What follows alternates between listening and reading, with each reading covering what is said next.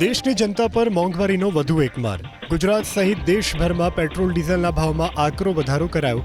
પેટ્રોલમાં પ્રતિ લીટર 2.99 રૂપિયા તો ડીઝલમાં પ્રતિ લીટરે 3.9 રૂપિયાનો વધારો કરાયો છે. અચાનક અમલી બનેલા આ ભાવ વધારાથી વાહન ચાલકોને પણ આર્થિક ફટકો પડ્યો છે.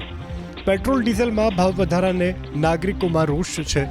રાજ્યના 4 મહાનગરોમાં પેટ્રોલ અને ડીઝલની કિંમતની વાત કરીએ તો અમદાવાદમાં પ્રતિ લીટર પેટ્રોલના ભાવ 2.99 રૂપિયાના વધારા સાથે 97.43 રૂપિયા પર પહોંચી ગયા છે. જ્યારે સુરતમાં પ્રતિ લીટર પેટ્રોલના ભાવ 97.5 રૂપિયા, વડોદરામાં પ્રતિ લીટર પેટ્રોલના ભાવ 97.14 રૂપિયા અને રાજકોટમાં પ્રતિ લીટર પેટ્રોલના ભાવ 97.27 રૂપિયા પર પહોંચ્યા છે. જ્યારે 3.9 રૂપિયાના વધારા સાથે અમદાવાદમાં પ્રતિ લીટર ડીઝલના ભાવ 93.2 રૂપિયા, સુરતમાં પ્રતિ લીટર ડીઝલના ભાવ 93.29 રૂપિયા, વડોદરામાં પ્રતિ લીટર ડીઝલના ભાવ 92.91 રૂપિયા અને રાજકોટમાં પ્રતિ લીટર ડીઝલના ભાવ 93.6 રૂપિયા પર પહોંચ્યો છે. યુનાઇટેડ પેટ્રોલિયમ ડીલર એસોસિએશનના પ્રમુખ અરવિંદ ઠક્કરે પ્રતિક્રિયા આપી કે છેલ્લા ઘણા સમયથી યુદ્ધની સ્થિતિ ચાલી રહી છે.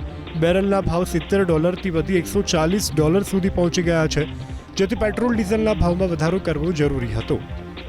હાલની સ્થિતિએ પણ સરકારને પેટ્રોલમાં પ્રતિ લીટરે 37 રૂપિયા અને ડીઝલમાં પ્રતિ લીટરે 17 રૂપિયાનું નુકસાન થઈ રહ્યું છે. જો કે અરવિંદ ઠક્કરે એ જ જરૂરથી સ્પષ્ટ કર્યું છે કે પેટ્રોલ ડીઝલનો પૂરતા પ્રમાણમાં જથ્થો છે, કોઈએ ગભરાવાની જરૂર નથી.